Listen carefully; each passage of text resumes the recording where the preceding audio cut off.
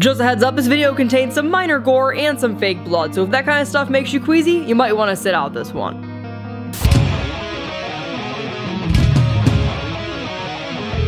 Good evening. In this video, I'm going to show you guys how to get a sizzling burn makeup. I will also be showing you guys prior to adding the sizzle to it, which it will not be nearly as bloody. This is a super easy effect to do, like literally anybody can do it. You don't need any experience with makeup to be able to achieve something like this, which makes it perfect for Halloween time. Plus, as a little extra bonus, you guys can pick up pretty much everything that I used in this video at a Halloween store, except for the alcohol-based palettes, but you could also use cream makeup instead. All the products I use have you listed somewhere around the video. Also, don't forget to subscribe to my YouTube channel, especially since it's around Halloween time. If you guys enjoyed this video, please be sure to give it a thumbs up, and please do not share it with your friends that will actually throw up or pass out from seeing something like this. That's not a nice thing to do. If you have any questions, comments, concerns, please feel free to ask me in the comments below. To achieve this Harvey Dent type looking burn we've got going on, I'm using the Graftobian FX Gelatin. More than likely I'll end up using the skin tone, but you also have the option of using a more clear gelatin. I have yet to use this flesh tone, which is kind of why I would like to use it right now. If you do choose to use this clear one though, you could also color it using different skin tones. Now before I actually get started with this, you do have to heat this product up. It is pretty completely, absolutely solid. And the way that you do heat it up is you're going to put it in a cup of hot water. Please make sure that you do test this product before just applying it all over your skin, because you can heat this up quite a bit and it'll be very hot. So we're gonna go with this. So immediately upon decision to warm up this product, I realized that I am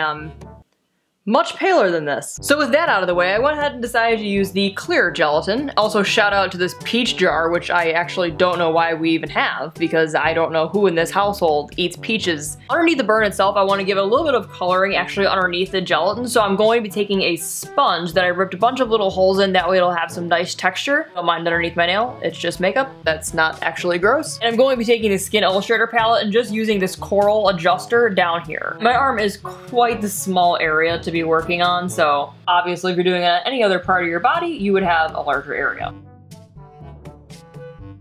Whenever you are creating an effect, making it more irregular is going to instantly make it look more realistic. Unless you were actually like branded or burned with an object in which it would actually leave a shape, but just generally making it more irregular will help you out.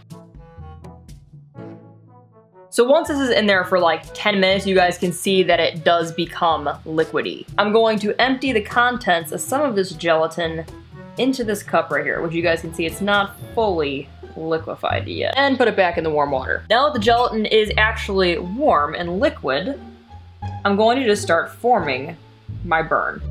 And I'm just kind of tapping it down as I apply it. It's going to get more liquidy the more it sits on your skin, but as it starts to get drier, you'll be able to start add some texture to it.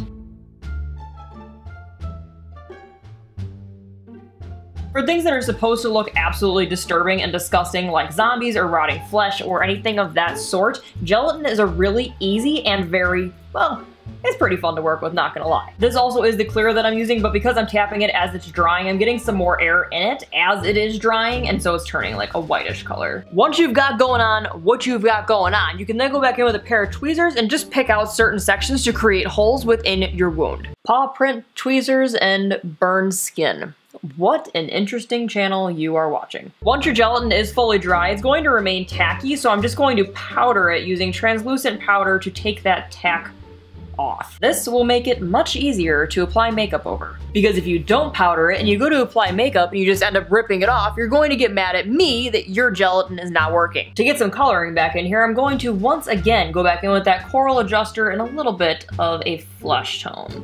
And I don't quite like how this is ending down here, so I'm gonna go ahead and pick some more out. Once I've added all that on, I'm then just gonna go ahead and add some blood tone in the openings.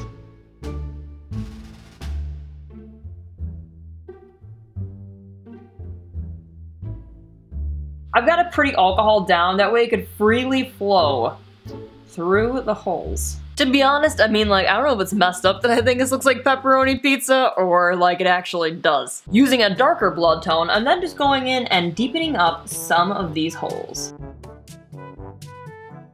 I'm actually not even hungry doing this video. Well, I mean, I would hope I'm not hungry doing this video, but you know what I mean. Fun story, actually. One time I was at Wendy's, and I went through the drive-thru, and the guy who was taking the orders had a very, very bloody hand. Now he cut himself like a paper cut, like he had a concerning amount of blood on his hand, and he's like, pull forward to the next window, please, and I'm like, I don't know if I should eat this food. I mean, I don't know if what he had going on was like as of concern to this extent, but I mean, you know, I didn't want a blood frosty. And I'm just adding a little more irritation around the wound as well. And actually, I think I'm gonna make some of these holes even deeper by adding in a little bit of black.